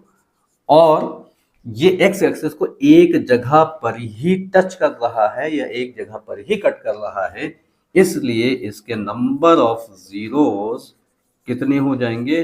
1 हो जाएगा, क्योंकि सिर्फ एक ही जगह पे कट कर रहा है या टच कर रहा है। उसी तरह से यहाँ पे अगर हम देखेंगे तो इसमें हम देखेंगे कि नंबर ऑफ जीरोस इसके पास हो जाएंगे सिर्फ और सिर्फ 1, और ये नीचे की तरफ ओपन हो रहा है इसलिए ए की वैल्यू लेस देन 0 हो जाएगी, that mean A will be negative. इसमें अगर हम देखेंगे तो ये ऊपर की तरफ ओपन हो रहा है इसलिए ए की वैल्यू तो ग्रेटर देन 0 हो जाएगी, that means A will be positive. लेकिन ये एक्स एक्सिस को कहीं पर कट नहीं कर रहा है, कहीं पर टच नहीं कर रहा है, इसलिए इसके पास नंबर ऑफ जीरोस कुछ भी नहीं होंगे, नंबर ऑफ जीरोस 0 हो जाएंगे, यानी एक भी 0 नहीं होगा। ठीक, तो यहां से बात समझ में क्या आई भाई? इन सब का मतलब क्या है? इन सबको ये सब किया और करने के बाद में हमारे पास नतीजा क्या निकला, रिजल्ट क्या निकला, हमने कंक्लूजन क्या निकाला? हमने कंक्लूजन ये निकाला है पहली चीज तो कि क्वाड्रेटिक पॉलिनोमियल का ग्राफ हमेशा एक पैराबोला होगा। ये पैराबोला ऊपर की तरफ ओपन हो सकता है या ये पैराबोला नीचे की तरफ ओपन हो सकता है। दूसरी बात हमने ये निकाली कि ये पैराबोला एक्स एक्सिस को दो जगह पे कट कर सकता है या एक्स एक्सिस को एक जगह पे टच कर सकता है या एक्स एक्सिस को कहीं पर भी कट या टच नहीं कर सकता है। इनका मतलब क्या है? अगर एक्स एक्सिस को ये दो जगह पे कट करता है तो नंबर ऑफ जीरोस इसके पास 2 हो जाएंगे, और अगर ये ऊपर की तरफ ओपन है तो a will be greater than 0, that means a का साइन पॉजिटिव होगा। ये कई बार क्वेश्चन पूछा जाता है कि ए का साइन क्या होगा जबकि ये ऊपर की तरफ ओपन है। इसमें बड़ा कंफ्यूजन होता है, बच्चे बहुत कंफ्यूज होते हैं। तो बच्चों इसको याद रखिए कि अगर ये पैराबोला ऊपर की तरफ ओपन हो रहा है then A will be greater than 0, that means A will be positive. इसके अंदर आ जाते हैं, जब ये पैराबोला नीचे की तरफ ओपन हो रहा है that means A will be less than 0, that means A will be negative, यानी कि sign of A will be negative. ठीक, नंबर ऑफ जीरो इसके इसलिए 2 होंगे क्योंकि इसने एक्स एक्सिस को दो जगह पे कट किया है। इस वाले केस में देखेंगे तो यहाँ पे हम देखेंगे कि इस पैराबोला ने एक्स एक्सिस को एक जगह पे सिर्फ टच किया है इसलिए नंबर ऑफ जीरोस, या एक जगह पे कट किया है इसलिए नंबर ऑफ जीरोस 1 होंगे, और ऊपर की तरफ ओपन हो रहा है इसलिए ए की वैल्यू ग्रेटर देन 0 होगी, दैट मींस ए का साइन पॉजिटिव होगा। इसमें नंबर ऑफ जीरो इसलिए 1 होंगे क्योंकि इसने भी एक्स एक्सिस को सिर्फ एक ही जगह पे टच किया है और नीचे की तरफ ये ओपन हो रहा है इसलिए ए की वैल्यू लेस देन 0 होगा, दैट मींस नेगेटिव होगी। यहाँ पे ये ऊपर ओपन हो रहा है इसलिए ए की वैल्यू ग्रेटर देन 0 होगी, that means A will be positive. But इसने एक्स एक्सिस को कहीं पे ना तो टच किया ना तो कट किया, इसलिए इसके पास नंबर ऑफ जीरोस होंगे ही नहीं। ठीक है, तो इस तरह से ग्राफ से हम नंबर ऑफ जीरोस फाइंड कर सकते हैं। ये फाइंड कर सकते हैं कि ए का साइन क्या होगा, ठीक, ए कब पॉजिटिव होगा और ए कब निगेटिव होगा। ओके, तो ये बहुत सारी चीज़ें हमने इसमें कवर कर ली हैं। ये सबसे ज़्यादा इम्पॉर्टेंट चीज़ है क्योंकि ये बहुत ज़्यादा परेशान करने वाली चीज़ है और ये बहुत ज़्यादा कंफ्यूज करने वाली चीज़ है। मेरा ख्याल है अब आपको समझ में आ गया होगा कि इस ग्राफ को देख करके हम किस तरह से नंबर ऑफ जीरोस निकाल सकते हैं और किस तरह से हम ए का साइन बता सकते हैं। ओके, तो हमने पॉलिनॉमियल से रिलेटेड सारी चीज़ें कवर कर ली हैं। अब हम करेंगे क्वेश्चंस, और जब क्वेश्चंस करेंगे तो जो थोड़ी बहुत आपके अंदर डाउट्स अभी भी रह गए हैं वो सारे क्लियर हो जाएंगे। मेरा ख्याल है इतना सब कुछ करने के बाद में आपके जहन में, आपके ब्रेन में कोई डाउट रहने नहीं चाहिए, क्योंकि हमने बहुत सारी चीज़ें और बहुत सारी चीज़ें सब कुछ एक्सप्लेन कर दिया है। तो मेरा ख्याल है डाउट रहने नहीं चाहिए। फिर भी क्वेश्चन करेंगे, और क्वेश्चन जब करेंगे तो उसमें जो डाउट रह भी गए हैं तो वो सारे क्लियर हो जाएंगे। तो आते हैं, लेते हैं, क्वेश्चन करते हैं और देखते हैं कि किस तरह से क्वेश्चन को सॉल्व करना है। तो बच्चों एनसीईआरटी के क्वेश्चंस करें उससे पहले एक चीज और देख लेते हैं, relation between zeros and it's coefficients. ठीक है, जीरोस और उनके कोएफिशिएंट्स के बीच में क्या रिलेशन होता है। तो पहले हम देख लेते हैं कोएफिशिएंट्स क्या होते हैं। तो क्वाड्रेटिक पॉलिनोमियल कोई भी लिखा होगा उसका जनरल फॉर्म ये होता है। अब इस जनरल फॉर्म के अंदर अगर हम देखें एक्स स्क्वायर का कोएफिशिएंट क्या है, तो एक्स स्क्वायर का कोएफिशिएंट ए है। कोएफिशिएंट कहते हैं किसी भी वेरिएबल के साथ में जो भी नंबर मल्टीप्लाई हो रहा होता है उसको कोएफिशिएंट बोलते हैं। जैसे एक्स स्क्वायर के साथ में क्या मल्टीप्लाई हो रहा है, ए मल्टीप्लाई हो रहा है, तो एक्स स्क्वायर का कोएफिशिएंट क्या है, ए है। इसी तरह से बी का कोएफिशिएंट क्या है, सी है, सॉरी एक्स का कोएफिशिएंट क्या है, बी है, और सी क्या है, एक कांस्टेंट टर्म है। तो क्या रिलेशन होता है जीरोस और उनके कोएफिशिएंट के बीच में। तो अगर हम इस क्वाड्रेटिक पॉलिनोमियल की बात करते हैं तो क्वाड्रेटिक पॉलिनोमियल के मैक्सिमम जीरोस कितने होते हैं, 2 होते हैं। ठीक, अगर मैक्सिमम जीरोस 2 होते हैं तो उनका हम सम फाइंड कर सकते हैं और उनका प्रोडक्ट फाइंड कर सकते हैं। तो सम ऑफ जीरोस अगर हम फाइंड करते हैं, सम ऑफ जीरोस, तो बच्चों ये होता है equal to minus B upon a के बराबर। अब ये b क्या है, a क्या है, तो यहाँ पे जो b है ये x का कोफिशिएंट है और a क्या है, एक्स स्क्वायर का कोफिशिएंट है। तो सम ऑफ जीरोस को हम माइनस बी अपॉन ए लिख सकते हैं, या हम ये लिख सकते हैं कि b क्या है, b है x का कोफिशिएंट, तो माइनस यहाँ पे साइन है, माइनस लगा लेंगे, और हम b को लिख सकते हैं कोएफिशिएंट ऑफ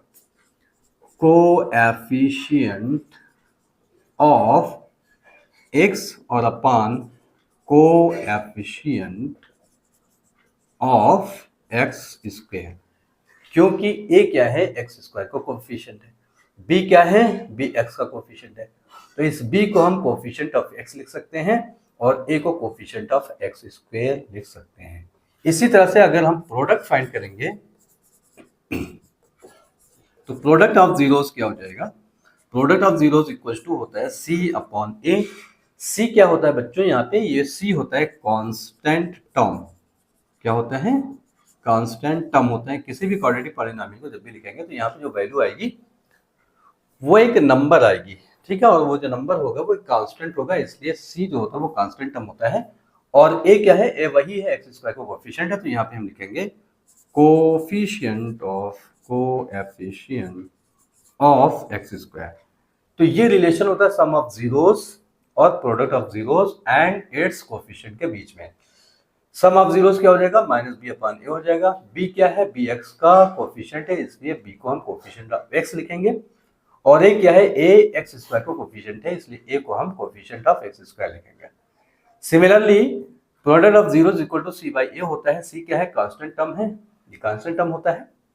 ए अगेन क्या है, कोएफिशिएंट ऑफ एक्स स्क्वायर है, इसलिए ए को हम कोएफिशिएंट ऑफ एक्स स्क्वायर लिखेंगे। और यही रिलेशन होता है sum of zeros and product of zeros and their coefficients के बीच में। ओके, तो एक चीज ये थी, इसको भी हमने देख लिया। अभी इसकी एक्सरसाइज होगी, उसको करेंगे तो ये चीजें और ज्यादा क्लियर हो जाएंगी।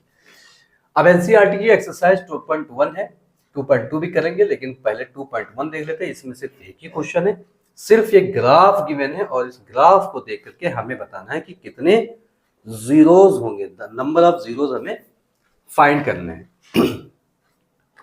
तो यहाँ पे अगर हम देखेंगे तो ये जो ग्राफ है ये एक्स एक्सिस को कहीं भी कट नहीं कर रहा है। नंबर ऑफ जीरोस फाइंड करने के लिए ग्राफ से अगर हमें फाइंड करना है तो हमें सिर्फ इतना देखना है कि ग्राफ एक्स एक्सिस को कितनी जगह पे कट कर रहा है।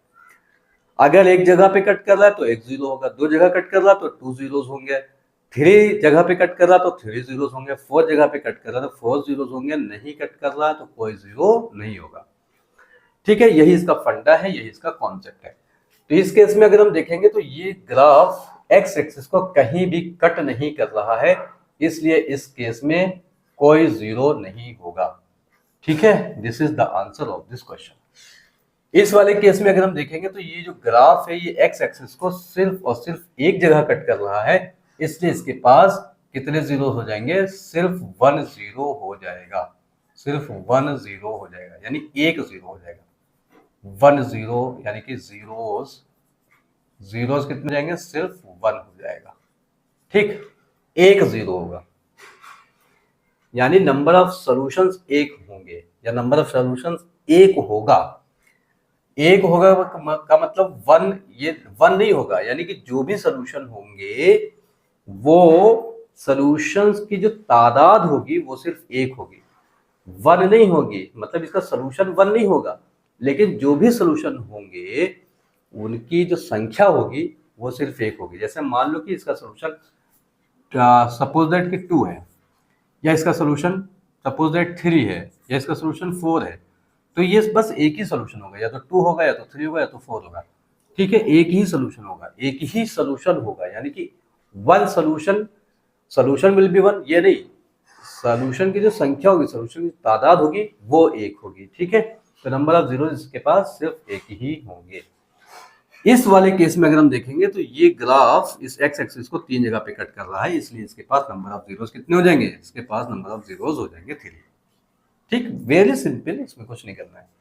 इसमें अगर हम देखेंगे तो इसमें ये ग्राफ एक्स एक्सिस को दो जगहों पर कट कर रहा है, इसलिए इसके पास नंबर ऑफ जीरोस कितने हो जाएंगे, टू हो जाएंगे।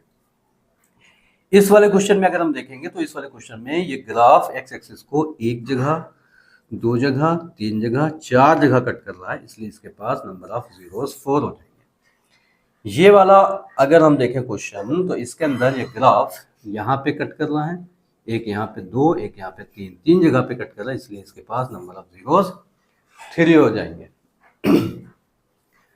तो इस ग्राफ को देख करके हम ये बता सकते हैं कि नंबर ऑफ जीरोस किसी भी पॉलिनोमियल के पास कितने होंगे।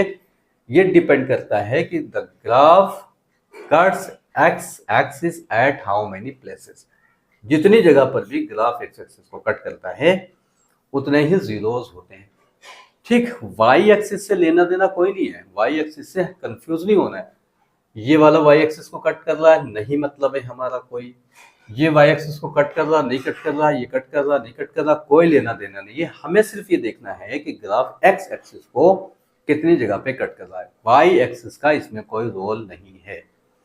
ठीक है, तो इसलिए ऐसे कंफ्यूज नहीं होना है कि वाई एक्सिस पे भी कट कर रहा तो इसमें कितने सोल्यूशन होंगे, वाई एक्सिस से कोई लेना देना हमारा है ही नहीं।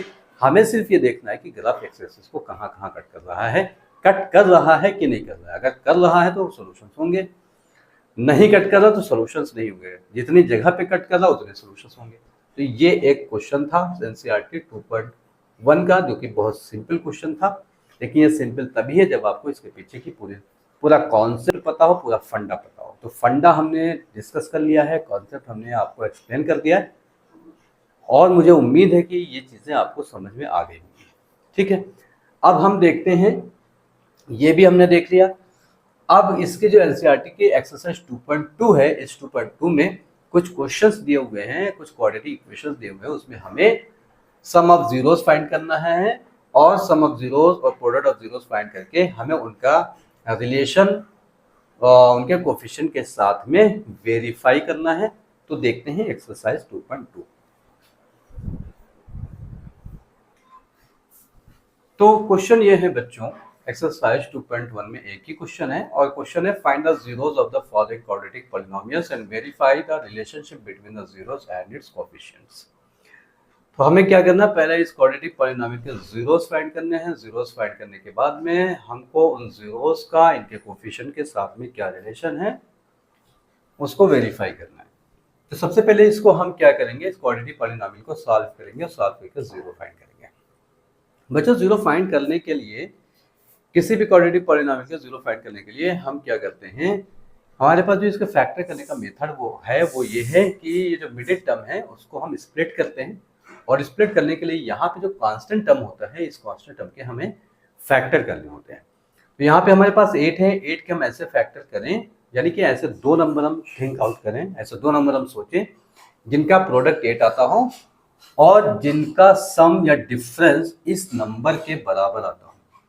यहाँ पे 8 के हमें ऐसे फैक्टर करने हैं कि जिनका डिफरेंस, यहाँ माइनस है तो डिफरेंस फाइंड करेंगे। तो 8 के ऐसे फैक्टर करेंगे कि डिफरेंस कितना है, 2 के बराबर है।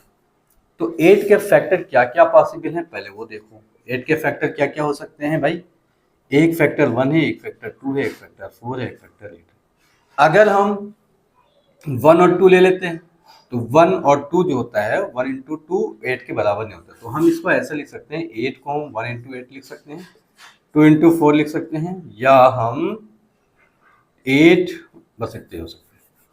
तो अब हम क्या करेंगे, 8 के फैक्टर हमारे पास या तो ये हैं या तो फिर ये हैं। अब हम अगर इनका डिफरेंस निकालेंगे तो 8 माइनस 1 इक्वल टू 7 आएगा, इनका डिफरेंस निकालेंगे 4 माइनस 2 इक्वल टू 2 आएगा।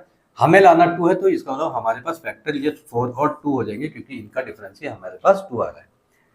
तो इसलिए हम क्या करेंगे, इस मिडिल टर्म को हम स्प्लिट करेंगे, और स्प्लिट करके हम इसके पहले फैक्टर करेंगे, फैक्टर करने के बाद में फिर हम जीरो फाइंड करेंगे। तो ये हो जाएगा एक्स स्क्वेयर माइनस इस 2 को 2 ना लिख करके हमारे पास जो फैक्टर आए हैं 4 और 2 आए हैं वो लिखेंगे, इंटू एक्स माइनस 8 इतना कर लेंगे। तो एक्स स्क्वायर और इसका ब्रैकेट ओपन करेंगे तो 4x हो जाएगा, ये माइनस और ये माइनस मल्टीप्लाई करके प्लस हो जाएगा, और ये हो जाएगा। ऑलवेज रिमेंबर कि अगर ब्रैकेट के बाहर माइनस है तो वो ब्रैकेट के अंदर वाले साइन से मल्टीप्लाई होता है। अगर ये वाला माइनस है तो ये माइनस माइनस मल्टीप्लाई करके प्लस हो जाएगा, अगर ये प्लस है तो ये माइनस और प्लस मल्टीप्लाई करके माइनस हो जाएगा। ठीक, तो इसके हमने फैक्टर ये कर लिया, मतलब हमने इस मिडिल टर्म को स्प्लिट कर लिया। अब स्प्लिट कर लिया तो हमारे पास 4 टर्म्स हो गए, एक दो टर्म ये हो गए, दो टर्म ये हो गए। इन दो टर्म्स में से हमें क्या करना है, कॉमन करना है। इन दो टर्म्स में से हमें क्या कॉमन मिल रहा है, कॉमन का मतलब ये है कि इसके पास और इसके पास ऐसी क्या चीज है जो दोनों के पास अवेलेबल है। तो दोनों के पास हमारे पास क्या है, एक्स है, तो बचेगा क्या, इसके पास एक्स स्क्वायर था, दैट मीन्स इसके पास 2 टाइम्स एक्स थे, तो 1 टाइम एक्स इसमें में से निकल गया, तो 1 टाइम एक्स बच गया। माइनस ये जो एक्स हमने कॉमन किया है, इसका मतलब ये है कि ये एक्स यहाँ से भी गया, यहाँ से भी गया। अगर ये यहाँ से भी चला गया तो यहाँ पे क्या बचा, यहाँ पे बचा 4। अब यहाँ क्या कॉमन है, अब यहाँ कॉमन हमें ऐसी चीज लेनी है या ऐसी चीज कॉमन होती है जो दोनों के पास हो। तो यहाँ पे 2 है, यहाँ पे भी, यहाँ 8 है, यहाँ से भी हमें 2 मिल जाएगा। तो अगर हम 2 कॉमन कर लेंगे तो यहाँ पे बचेगा x, और ये माइनस, और 2 का टेबल इतने टाइम्स लें कि 8 हो जाए, तो 2 4 8। ये ऑलवेज सेम आएगा, तो that means x minus 4 and x plus 2, ये हो गए इसके फैक्टर। ठीक, हमें इसके जीरोस फाइंड करने, जब भी हमें क्वाड्रेटिक पॉलिनोमियल के जीरोस फाइंड करने होंगे तो हम इस क्वाड्रेटिक पॉलिनोमियल के जो फैक्टर्स आए हैं हम उन फैक्टर्स को जीरो के बराबर पुट अप करेंगे, because we will have to find zeros of quadratic polynomial. हमें क्या करना है, इसको जीरो के इक्वल करना है, क्योंकि हमें जीरो फाइंड करने के लिए जो भी फैक्टर आएंगे उसे हम जीरो को इक्वल पुट अप करेंगे, तभी जीरो फाइंड होंगे। तो यहां से आ जाएगा x minus 4 equal to 0, then x is equal to 4 and x plus 2 equal to 0, then x is equal to minus 2। ये हो गया जीरोस। अब हम क्या निकालेंगे, अब हम निकालेंगे सम ऑफ जीरोस। क्या निकालेंगे बच्चों, सम ऑफ जीरोस निकालेंगे। सम ऑफ जीरोस, पहला जीरो 4 है और दूसरा जीरो हमारे पास 2 है, तो सम आ जाएगा 4 माइनस 2 इक्वल टू 2। ठीक है, सम ऑफ जीरोस आ गया 2। अब देखो, अभी हमने देखा था कि जो सम ऑफ जीरोस होता है, सम ऑफ जीरोस जो होता है वो होता है माइनस बी अपॉन ए, यानी कि minus and coefficient of B क्या होता है, एक्स होता है, एंड ए क्या होता है, कोफिशिएंट ऑफ एक्स स्क्वायर होता है। Sum of zeros equals to minus B upon A, that means coefficient of x upon coefficient of x square, ये होता है। ये हमें वेरीफाई करना है, तो हमारे पास सम ऑफ जीरोस इक्वल्स टू 2 आ गया है। अब हमें निकालना है माइनस बी अपॉन ए। अब हम निकालेंगे माइनस बी अपॉन ए, यानी कि हम निकालेंगे माइनस कोएफिशिएंट ऑफ x और upon coefficient of x square. तो यहां से क्या निकलेगा बच्चों, यहां से हमारे पास ये निकल करके आएगा कि ये तो माइनस हो गया, कोएफिशिएंट ऑफ x कितना है इसमें हमें देखना है, कोएफिशिएंट ऑफ x है -2, तो हो गया ये -2 and upon coefficient of x square का कोएफिशिएंट यहाँ पे कितना है, यहाँ पे कुछ भी नहीं है, दैट मीन्स ये 1 से मल्टीप्लाई हो रहा है, इसलिए एक्स स्क्वायर का जो कोएफिशिएंट है वो है 1 और ये माइनस माइनस हो गया मल्टीप्लाई हो गया प्लस 2/1 इक्वल्स टू 2। तो हमने देखा कि जो सम ऑफ जीरोस था वो भी 2 था और जो माइनस b/a है यानी कि coefficient of x upon coefficient of x square जो कि इसके बराबर होता है, इसकी वैल्यू भी 2 है। तो हमें वेरीफाई करना था कि ये वैल्यू और ये वैल्यू सेम आती है, तो इस तरह से ये हमने एक चीज वेरीफाई कर ली। अब हम फाइंड करेंगे प्रोडक्ट ऑफ जीरोस।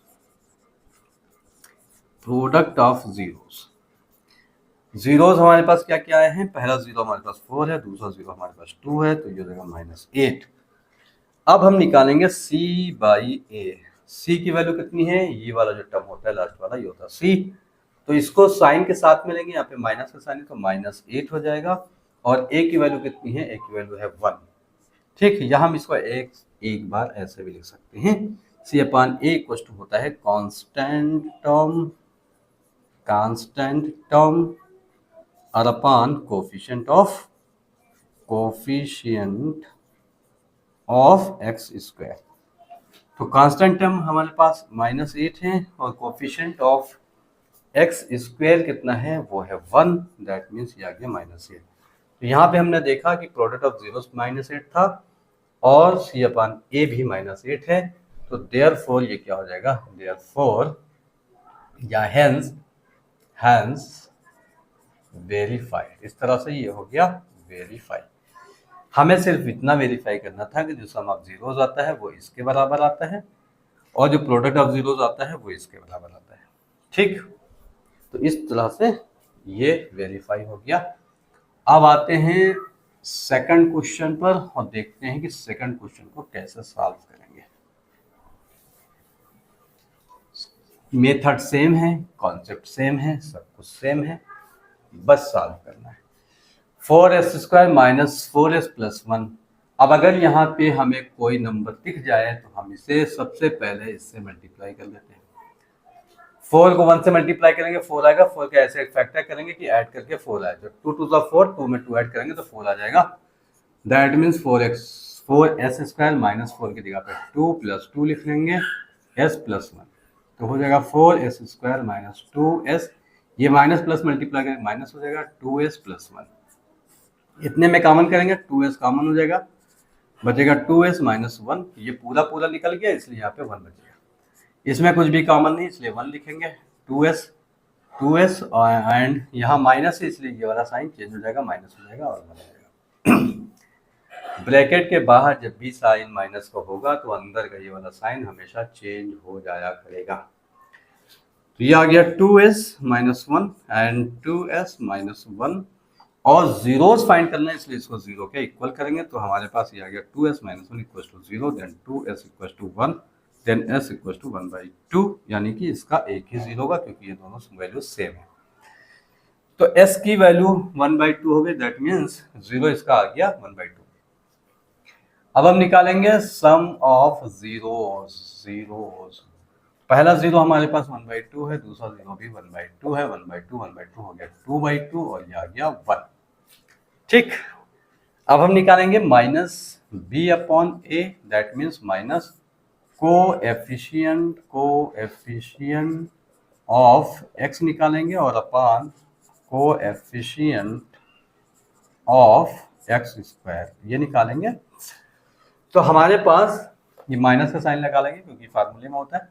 x का कोएफिशिएंट क्या है, x का कोएफिशिएंट है यहाँ पे, तो यहाँ पे x तो है ही नहीं। जब x देखो ये x क्या होता है और यहाँ x नहीं है, इसका क्या मतलब, अगर क्वाड्रेटिक पॉलिनोमियल में वेरिएबल x है तो यहाँ पे x आएगा। अगर यहाँ पे वेरिएबल चेंज हो जाता है तो यहाँ पे भी वेरिएबल चेंज हो जाएगा। अब यहाँ पे वेरिएबल s है तो यहाँ पे भी वेरिएबल s हो जाएगा। ये हमेशा x ही नहीं रहता है। x का मतलब है any variable that has been used in the quadratic polynomial which is given. ठीक है, तो s का कोफिशिएंट क्या है? s का कोफिशिएंट है -4। तो माइनस ये हो गया फार्मूले का और -4 ये हो गया वैल्यू और अपान कोफिशिएंट ऑफ s स्क्वायर की वैल्यू है 4। तो ये हो गया माइनस माइनस मल्टीप्लाई करके +4 अपान 4 इक्वल्स टू 1। तो हमने क्या देखा? हमने ये देखा कि सम ऑफ जीरोस बनाया था और -b अपान a भी बना गया। इसी तरह से हम निकाल लेंगे product of zeros equals to हो जाएगा 1/2 इंटू 1/2 इक्वल्स टू 1/4। फिर हम निकालेंगे c बाई ए और c बाई ए क्या होगा? ये होगा कांस्टेंट टर्म और upon coefficient of x square. Constant term हमारे पास 1 है और एक्स स्क्वायर का coefficient x square that means यहाँ पे s है तो s स्क्वायर हो जाएगा। s स्क्वायर है 4 तो ये आ जाएगा 1/4। तो यहाँ पे भी हमने देखा प्रोडक्ट ऑफ जीरोस 1/4 है और ये c बाई ए भी 1/4 है, इसलिए ये क्या हो गया? वेरीफाई हो गया। और यही हमें क्या करना है बच्चों? वेरीफाई करना है। वेरीफाई का मतलब बच्चों सिर्फ इतना है कि हमें सम ऑफ जीरोस निकाल लेना है, उसके बाद हमें -b अपान a फाइंड कर लेना है और हमें दिखा देना है कि सम ऑफ जीरोस और -b बाई a की वैल्यू दोनों की सेम है।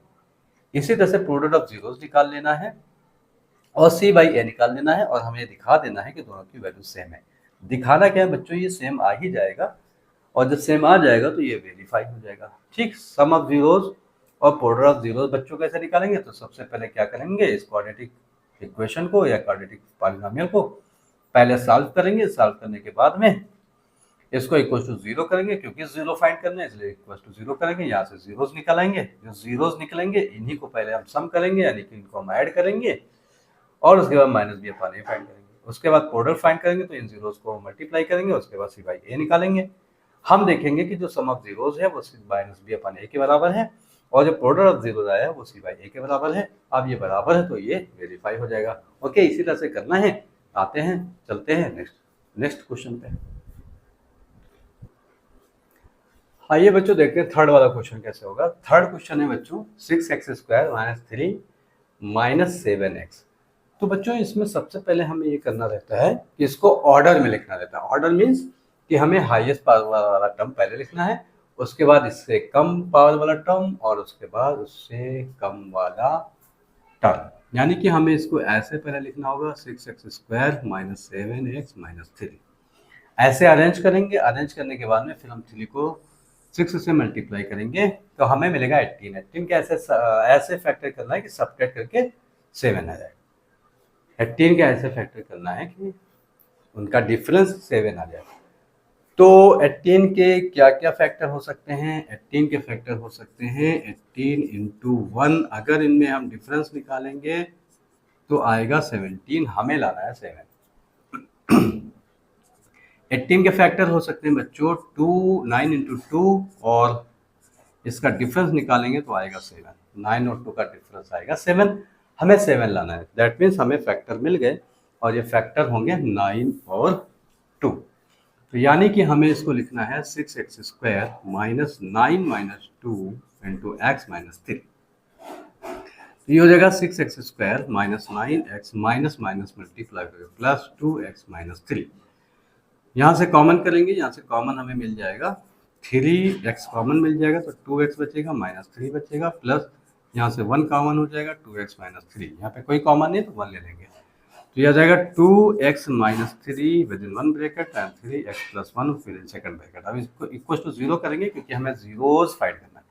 तो ये आ जाएगा 2x - 3 इक्वल टू 0 एंड यहाँ से आ जाएगा x = 3/2 और ये आ जाएगा 3x + 1 = 0 तो x = -1/3। ठीक है, तो ये हमने जीरोस फाइंड कर दिए हैं। अब हम निकालेंगे सम ऑफ जीरोस ये हो जाएगा, पहला हमारे पास 0 है 3/2, दूसरा हमने निकाला है -1/3। तो ये कितना आ जाएगा, ये आ जाएगा 3/2 प्लस माइनस मल्टीप्लाई करेंगे -1/3, 2 और 3 का एलसीएम 6 हो जाएगा, इसको मल्टीप्लाई करेंगे 9 हो जाएगा, 2 हो जाएगा, तो ये जाएगा 7/6। ये हमने निकाला सम ऑफ जीरोस। ठीक, अब हम निकालेंगे -b/a इक्वल टू होता है minus coefficient of x square, sorry coefficient of x और upon coefficient of x square. तो माइनस का साइन पहले लगा लेंगे क्योंकि यहाँ पे माइनस का साइन है। X square sorry coefficient of x का कोएफिशिएंट हमारे पास क्या है, वो है -7 और upon coefficient of x square वो है 6, तो ये आ जाएगा 7/6 जो कि इसके इक्वल है। इसी तरह से अब हम निकाल लेंगे प्रोडक्ट, और प्रोडक्ट निकाल करके हम देख लेंगे कि क्या होगा। तो हम निकालेंगे प्रोडक्ट ऑफ जीरोज। तो जीरोज हमारे पास क्या क्या आए थे, जीरोज आए थे 3/2 और इंटू -1/3। तो 3 कैंसिल हो जाएगा तो -1/2 आ जाएगा। अब हम निकाल देंगे c/a, दैट मीन्स हमें निकालना है constant term and upon coefficient of x square.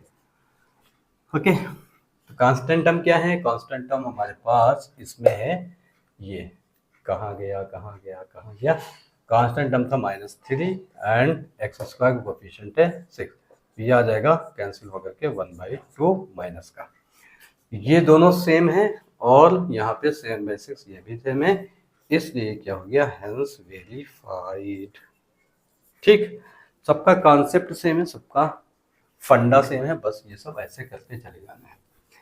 अगला क्वेश्चन ले लेते हैं, और अगला क्वेश्चन है हमारे पास, वो क्या है, वो है 4u² + 8। तो 4u² + 8u में हमारे पास कॉमन क्या है, 4u कॉमन है, तो बचेगा u + 2 = 0 करेंगे, because we will have to find zeros. then 4u = 0, then u = 0/4, then u = 0, u + 2 = 0, then u = -2। अब हम निकालेंगे, क्या निकालेंगे बच्चों, हम निकालेंगे बच्चों सम ऑफ जीरोस। यहाँ पे कर लेते हैं, हमें निकालना है sum of zeros equal to होता क्या है, यहाँ पे जो निकला है 0 निकला है और प्लस -2 निकला है, दैट मीन्स 0 - 2, दैट मीन्स -2। अब हम निकालेंगे -b/a, दैट मीन्स हम निकालेंगे minus coefficient of x upon coefficient of x square. अब यहाँ पे x नहीं है, u है, तो u लिख लेंगे फटाफट से। ओके, तो ये माइनस हो गया, कोएफिशिएंट ऑफ u का क्या है, कोएफिशिएंट है 8 और अपान u² कोएफिशिएंट है 4, ये 4 × 2 = 8 हो गया -2, ये दोनों आ गया से। उसके बाद हम निकाल देंगे प्रोडक्ट ऑफ जीरोज, जीरोज 0 है और -2 है, ये 0 आ गया। अब निकालेंगे c/a, दैट मीन्स हम निकालेंगे कांस्टेंट टर्म और अपॉन हम निकालेंगे coefficient of x square. X नहीं है यहाँ पे, u है। इसके अंदर बच्चों कांस्टेंट टर्म नहीं है तो हम +0 लिख सकते हैं, और कांस्टेंट टर्म ये हो गया, दैट मीन कांस्टेंट टर्म हो गया 0, दैट मीन c की वैल्यू हो गया 0। तो कांस्टेंट टर्म यानी कि c की वैल्यू हो गया 0 और अपॉन u² का कोएफिशिएंट है 4, 0/4 = 0, ये दोनों हो गए सेम, इसलिए ये हो गया हेंस इट इज वेरीफाइड। ठीक है, तो बच्चों सबका फंडा सेम है, सबका कॉन्सेप्ट सेम है, बस आपको फैक्टर करने हैं, फैक्टर करने के बाद जीरोस निकालना है, जीरोस निकाल के सम निकालना है, सम निकाल के -b/a निकालना है, प्रोडक्ट निकालना है, प्रोडक्ट निकालने के बाद c/a निकालना है, सम ऑफ जीरोस -b/a के इक्वल हो जाएगा, प्रोडक्ट ऑफ जीरो c/a के इक्वल हो जाएगा, और इस तरह से ये वेरीफाई हो जाएगा। आते हैं, बढ़ते हैं नेक्स्ट क्वेश्चन पर। क्वेश्चन नंबर 5, t² - 15 इसको कैसे सॉल्व करेंगे, तो इसको देखिए बच्चों, ये ऐसे भी लिखा जा सकता है T square plus 0 into T plus -15। ऐसे सर क्यों लिखेंगे?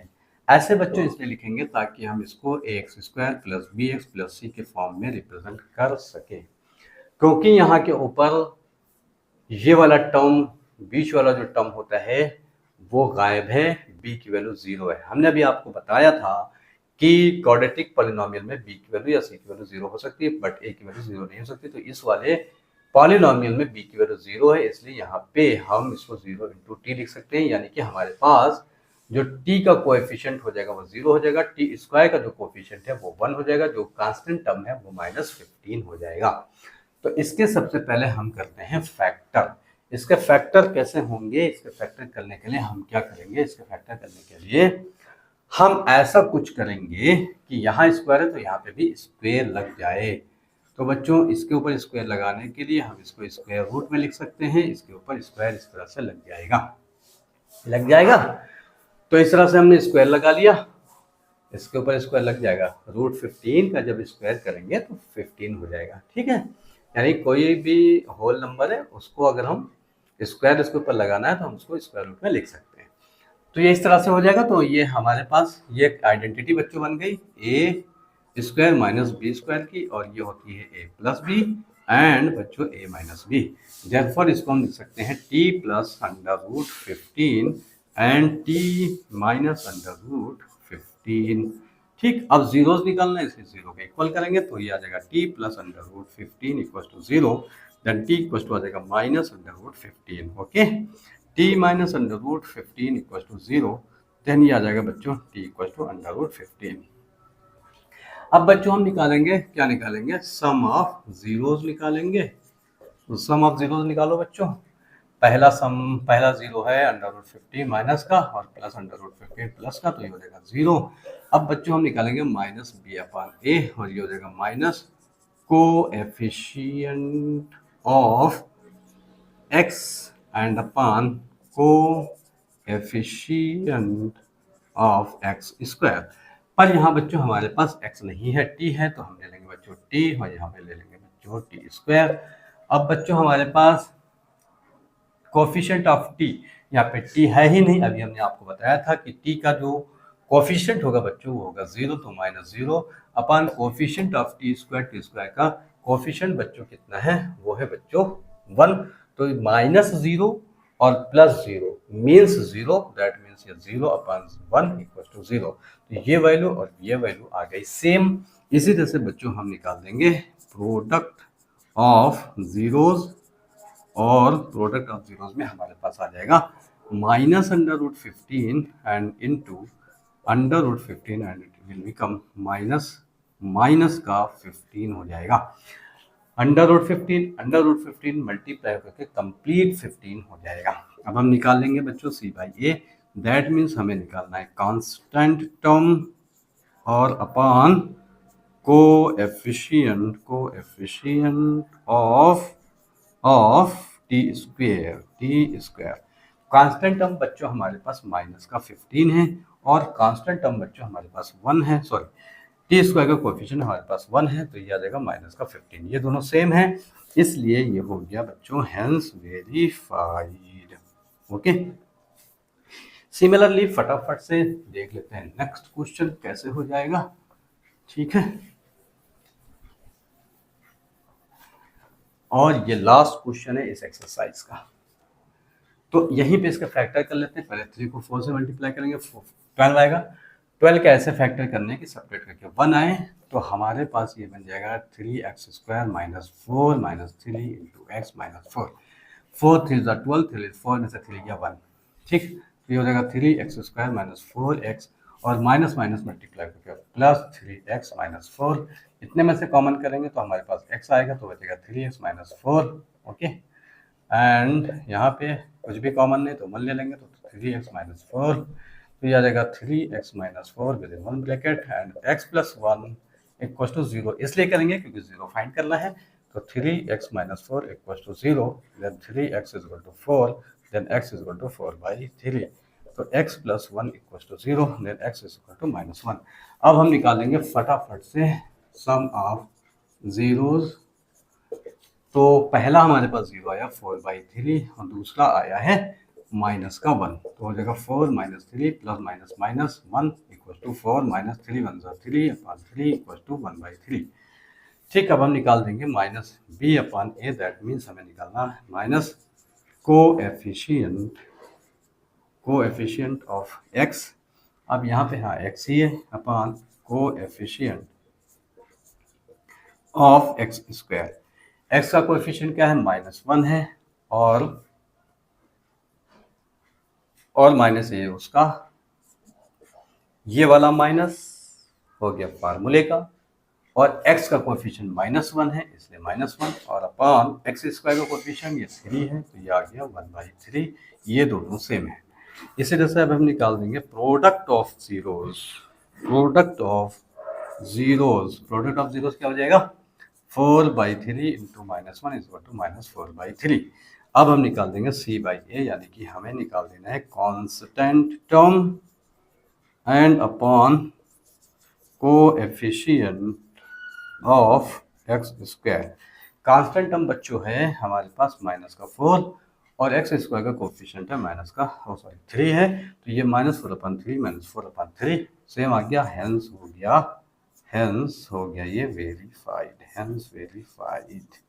ओके, तो बच्चों ये एक्सरसाइज एनसीईआरटी की पॉलिनोमियल से रिलेटेड दो एक्सरसाइजेस थी, 2.1 एंड 2.2, ये दोनों फिनिश हो गई। पॉलिनोमियल पूरा चैप्टर फिनिश हो गया है और इसमें हमने लगभग सारी चीज़ें कवर कर ली हैं। एनसीईआरटी पूरी फिनिश कर ली है, पॉलिनोमियल से रिलेटेड जितनी भी चीज़ें थी वो सारी की सारी एक्सप्लेन कर दी हैं। अगर आपको वीडियो ठीक ठाक लगा है, अच्छा लगा है, चीज़ें समझ में आई तो आप लाइक कर दीजिए, शेयर कर दीजिए और चैनल को सब्सक्राइब कर लीजिए, ताकि जितनी भी वीडियोस मैं आपके लिए लाऊं वो, और बेल आइकन को भी हिट कर दीजिए ताकि आपके पास तुरंत ही नोटिफिकेशन पहुंचे और आप फटाफट से उन वीडियो को देख सकें और आप अपने कंफ्यूजन, अपने डाउट्स को क्लियर कर सकें। बहुत बहुत शुक्रिया, मिलते हैं नेक्स्ट वीडियो में। ओके।